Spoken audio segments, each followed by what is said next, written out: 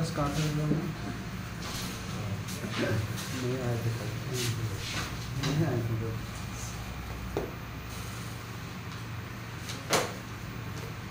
कल कौन सा थ्योरम करना है?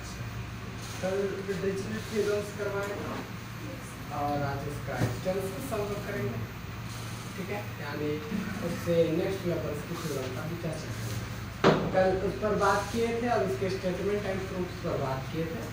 आप अगर उसकी लेक्चर्स को देखेंगे या फिर आप उसके थ्योरम्स को छापेंगे आपको समझ में आएंगे कि कैसे करेंगे। बहुत बड़ा था, लेंथी था। हाँ, पूरे 1.5 घंटे में प्रूफ किए हैं हम लोग, है ना। 1.5 घंटा लगा था या 1 घंटा, जो भी लगा था समय, लेकिन आप देखेंगे आपको आसानी से समझ में आ जाएंगे। नहीं आएंगे तो फिर हम आपको बता देंगे। रिवीजन क्लास तो आपको चली जाएगी और ये हमारी ये लास्ट क्लास होगी। उसके बाद जो भी होंगी हम रिविजन्स में क्वेश्चंस के साथ जो बाकी छूट गए हैं तो हम सर्दी हो गया था, वो सर्दी चलते रहेगा, चलते रहती है। वो हम मेरी बॉडी हमको पहले ही इंफॉर्मेशन दे देता है कि आपकी तबीयत खराब होने वाली है, हम ध्यान नहीं देते हैं, हो जाता है।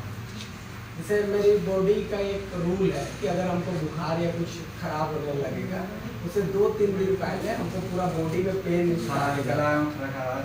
तो हमको बस इतना करना रहता है कि उस दिन के बाद जिस दिन पेन स्टार्ट होने लगे या तो भयंकर रेस्ट ले लेनी है या तो किसी जगह पर जा करके अलग अलग वैरायटी का जितना खाने सक रहे हैं वो जितना खा सकते हैं खा लेना है खाना, तबीयत खराब नहीं होती है। हम ध्यान नहीं दिए, एक बार फिर दिए, हो गया खराब, ठीक है। वही देखो इस थ्योरम का स्टेटमेंट लिख रहे हैं।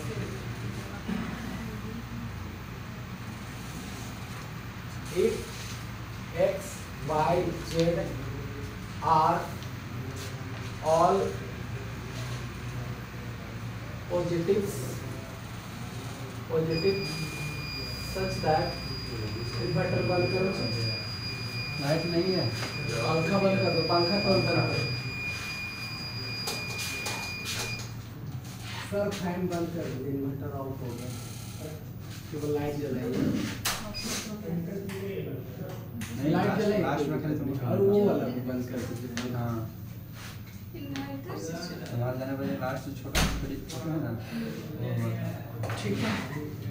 ऑल पॉजिटिव सच दैट कि x plus y plus z जो है वो ऐसा है कि वो h1 मतलब ये मान लो h1 और h2 के बीच में। देन अगर आप इंटीग्रेशन करते हैं triple integration f of x plus y plus z is equal to x to the power n minus 1 y to the power m minus 1 और z to the power n minus 1 dx dy और dz। तो ये finally आपके पास change होकर के आएगी। Simple एक normal integration होना चाहिए, ठीक है। ये चेंज आएगी gamma of l gamma of m gamma of n upon gamma of l plus m plus n and second integration चलेगी h1 से लेकर h2 तक f of u and u to the power l plus m plus n minus का 1 and d इसमें change होगी, ठीक है। हम इसको पूरा फुल एक्सप्लेनेशन आपको दे रहे हैं, घबराने की जरूरत नहीं है। 2 मिनट के बाद और देखिए, देखो नॉर्मल से जो बात बताना चाह रहे हैं वो क्या है समझिएगा। एक बात समझ, कल हम जो बात कर रहे थे वो है डिरिचलेट थ्योरम्स के ऊपर, इसके ऊपर बात कर रहे थे। इसकी स्टेटमेंट क्या थी वो भी हम एक बार एक्सप्लेन कर रहे थे।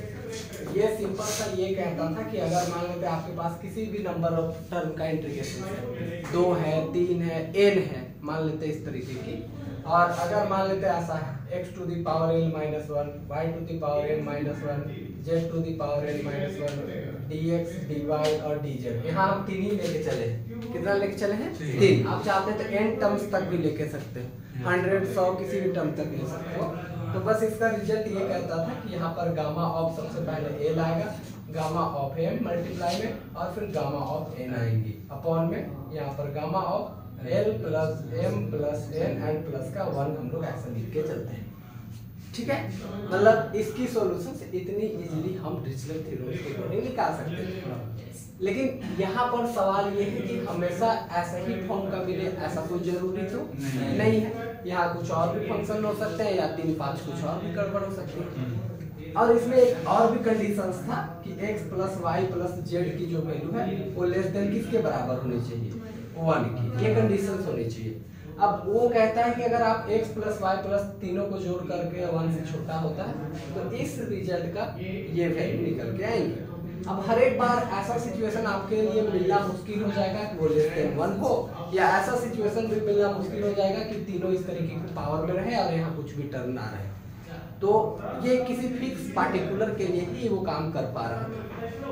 तो इसी पर आधारित हमने लियोबलिस extension of the Dirichlet theorem पर हम लोगों ने चर्चा किया है। इसने क्या किया कि इसी भी थ्योरम को यानी इस थ्योरम को वो एक्सटेंशन कर दिया, यानी आप जो मर्जी चाहे फंक्शन से लो सबके लिए वैलिड है।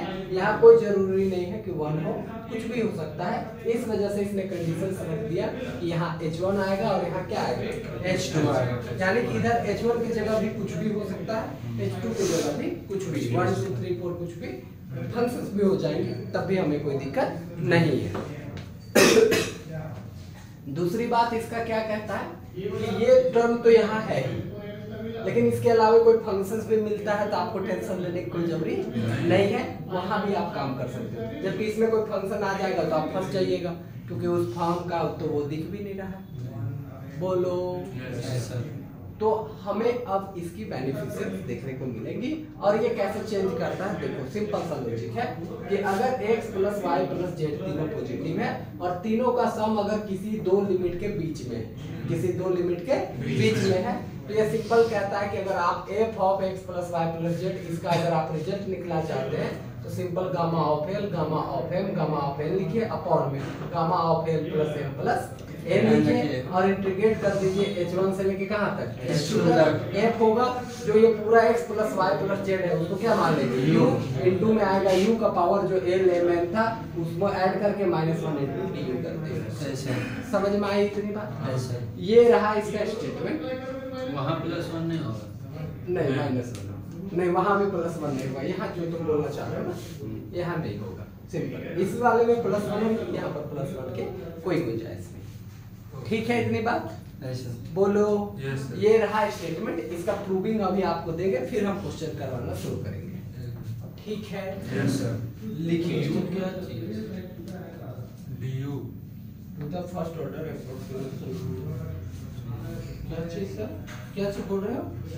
u का पावर है ना l प्लस रुको, two of first order approximation. हाँ रुको एक सेकंड लिखने दो, फिर बोल रहे हैं फर्स्ट ऑर्डर एप्रोक्सीमेशन। हाँ बोलो आप विभास, क्या बोलना चाह रहे हो? ठीक है, बस हम ये बदल रहे हैं कि x plus y plus z को u के टर्म में हम बदल करके ला रहे हैं।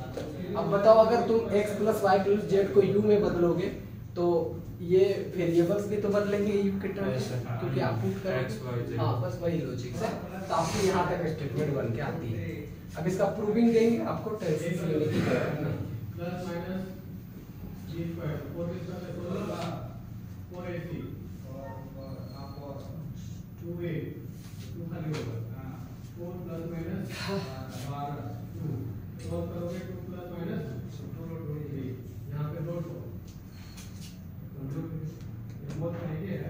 यहाँ पे हमारे पास M2 और M3 मिला हुआ है और ये M1 मिला है, आपको क्या जा रहा है M1 है ना, ठीक। हाँ ये ठीक है, कॉम्प्लीमेंट्री करते आकाश देख पा रहे हो, कॉम्प्लीमेंट्री करते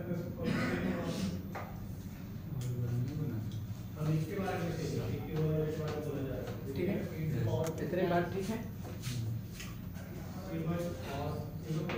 चलो अब इधर देखो, हम इसके प्रूविंग के लिए डिरिचलेट थ्योरम्स का हम यूज करेंगे। उसकी कुछ और रिजल्ट थी वो भी हम बात करते हैं। कल जब हम प्रूफ्स करवा रहे थे तो वहाँ पर एक रिजल्ट निकल के आया था, वो रिजल्ट का हम आज भी यूज करेंगे।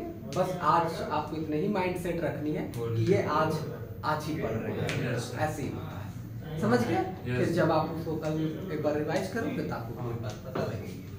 देखो जनरली तौर पर उसने ये भी कहा था कि अगर आपके पास यहाँ पर जैसे x to the power n minus 1 है, y to the power n minus 1 है, z to the power n minus 1 है और dx dy और क्या है, ठीक है।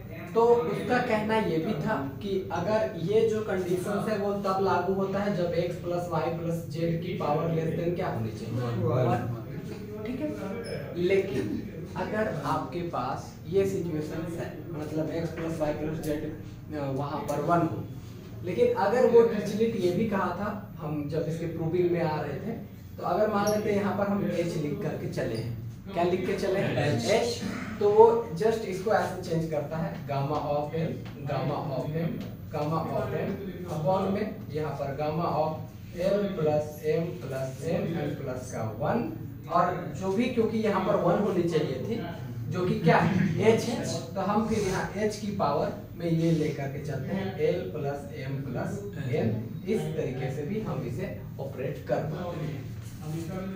ठीक है इतनी बात? क्या ये रिजल्ट कल यूज किए थे विभास?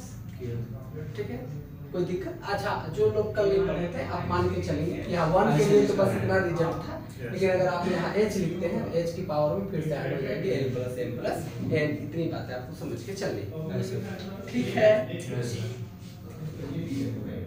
तो अभी हम आपको प्रूविंग देते हैं फटाफट इस रिजल्ट का यूज करके। देखो